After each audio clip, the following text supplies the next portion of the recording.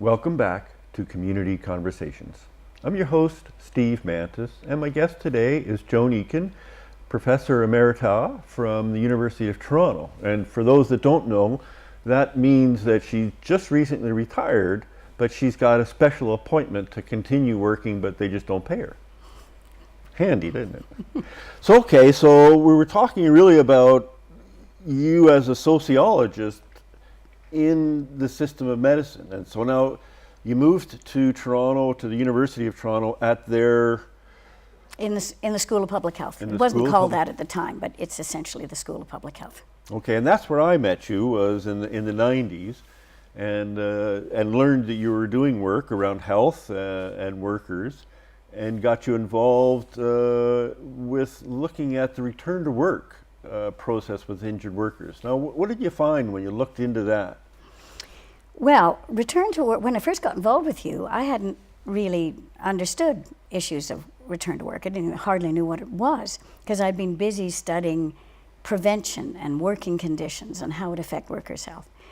But through you and your colleagues, I learned about return to work, and I was particularly interested. Just at that time, Ontario had brought in a new system for getting injured workers back to work called the Early and Safe Return to Work. And the idea was you were to go back early to work, sooner the better, back to work, while you still were recovering, and you were to work in modified jobs that were changed a little bit so that you could do your work despite what had happened to you or your health. And so that was fine. This is a new policy, and it was built on an overall policy in Ontario of self-reliance. Workplaces were meant to do it themselves, work it out themselves. And so with that kind of context, I was interested in small workplaces, as I said before. So I began to wonder, well, I mean, how does this new policy, which like every other policy is probably designed for the large industrial workplace, how does it play out in small workplaces? So I wanted to look at small workplaces and what happens with this new policy about return to work in the smalls.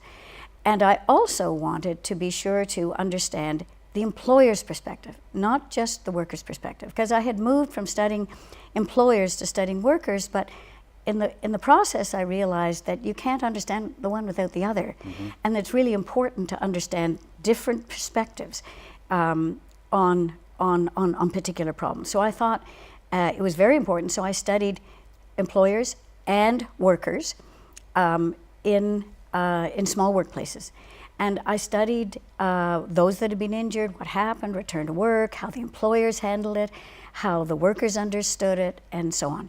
And the first thing I found in that study was that the employers had a hell of a time, really, because they weren't set up to take on that kind of responsibility.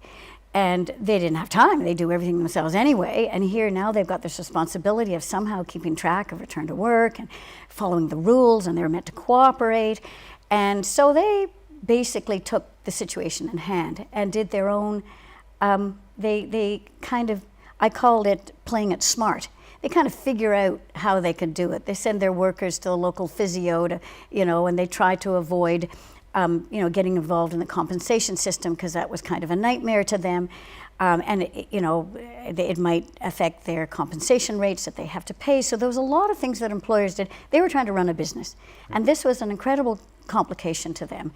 It's not that they didn't care, it's just that they weren't really set up for doing this. So they solved the problems as was best for the business, which was not always best for workers. So then I also studied the workers. Some of the workers I studied about 10 pairs where there was the employer and the worker in the same workplace. I studied others, but these pairs were especially valuable because you could see different perspectives on the same situation. And the most important thing I learned about workers in that study, and injury in that study, was what I called the discourse of abuse. Is that they felt, discourse means really a way of talking and thinking about something that is common. It's a dominant way of thinking. People don't even know they're taking part in a discourse, but it's the prevailing way of thinking and acting and speaking about a problem. And there was a prevailing way that all the workers talked about, and the employers as well, is the idea that workers, injured workers, somehow were taking advantage of the system. They were abusing the system in some way. They didn't really want to work, and they liked the idea of a good, little time at home watching TV and a beer, or that they were exaggerating their symptoms, or that they were faking altogether. And everybody spoke about that. I couldn't miss it. It was there. And so I became interested in that discourse, how it operated, what its effects were.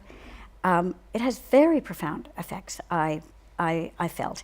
It certainly affects the way injured workers respond to their injuries or their illness and their abilities to get back to work. In many, many different ways, it affects them. Not only, of course, does it produce stigma and shame, which is bad enough, but it propels them into performing their injuries. So particularly people who have invisible injuries. Which is the majority. Which is the majority. It doesn't show. But you have to show because people suspect that you're not really injured or not that badly. So you have to demonstrate, you have to perform. And by perform, I don't mean you're making it up. I mean you have to make it visible in public. And I felt that necessity to constantly perform got in the way of rehabilitation, got in the way of getting around and over and through and beyond what the problems were. But it was built into, and it came directly from the discourse of abuse. The expectation is somehow that there were people who were cheating the system somehow. And I think that's an extremely damaging social component to return to work. And it's operating without people. I mean, sometimes people say it explicitly, sometimes they just assume it. And the system is kind of set up to get around that. So employers, for example, often raised the issue that their workers, and it was implicit in the way they talked about their workers and so on.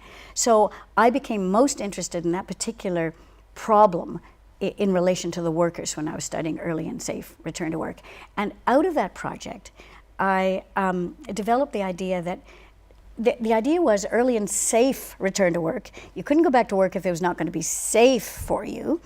But the conception of safety that was implicit there is physical safety. Mm-hmm. You might hurt yourself again or whatever.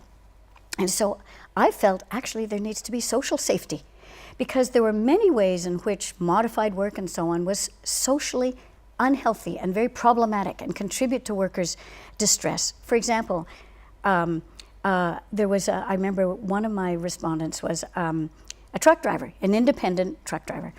And he worked for this transportation company and so on. He got injured and brought back to work. And his modified work involved putting him in the office, a pink collar job, all women in an office. He had been used to being on the road. He felt he had to have a uniform. I mean, what is he going to wear to an office environment with all women? It was enormously distressful to him. It was mortifying and it was upsetting and so on. And that was not productive. That was not a helpful modified work.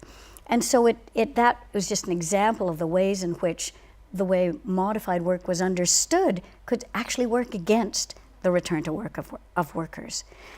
We're going to have to hold it there, Joan. We need to take another short break. We'll be right back.